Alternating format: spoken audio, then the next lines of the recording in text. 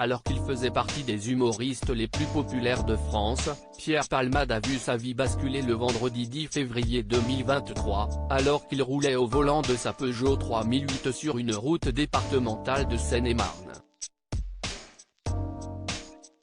Ce jour-là, le comédien a violemment percuté de face une voiture qui circulait dans le sens inverse. Par la suite, un troisième véhicule est venu s'encastrer dans les deux premières voitures déjà accidentées.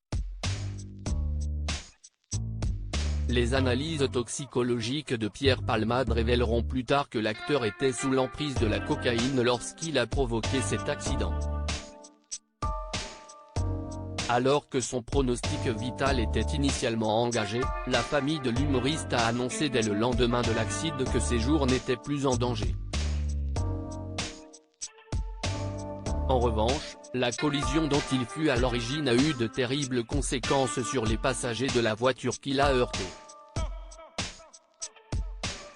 Une jeune femme âgée de 27 ans, qui était enceinte de 6 mois, a perdu le bébé qu'elle portait au moment du choc. De plus, un enfant âgé de seulement 6 ans devrait conserver des séquelles physiques à vie suite à cette collision. Visé par une enquête, Pierre Palmade a échappé à la prison, étant donné qu'il fut placé sous contrôle judiciaire à l'hôpital, afin de traiter son addiction aux drogues.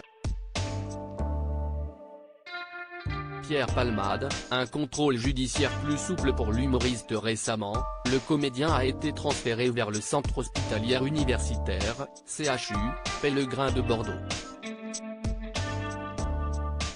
Un changement d'établissement qui fut accompagné d'une modification des règles régissant son contrôle judiciaire le 25 avril 2023. Désormais, Pierre Palmade est autorisé à quitter l'hôpital le week-end, sous réserve d'un avis médical positif. Une nouvelle liberté dont il a profité pour la première fois le samedi 6 mai 2023.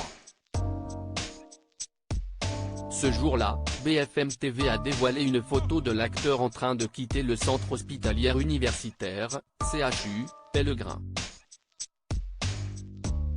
Toutefois, Pierre Palmade a toujours l'interdiction de se rendre en Seine-et-Marne, de quitter le territoire français, mais aussi de conduire un véhicule.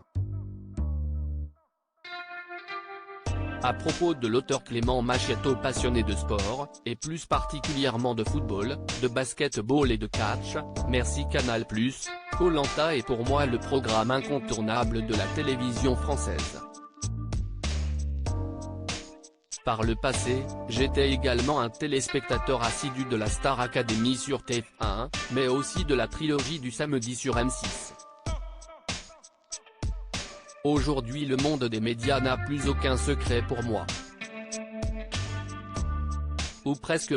Ces derniers articles et Elisabeth II, ce conseil inestimable donné à Sarah Ferguson avant sa mort. Maïté Nabir Aben millionnaire, ce qu'elle compte faire du jackpot qu'elle va toucher. Gérald Darmanin, rebondissement de taille après la garde à vue de sa nièce et de son ex-amant GE.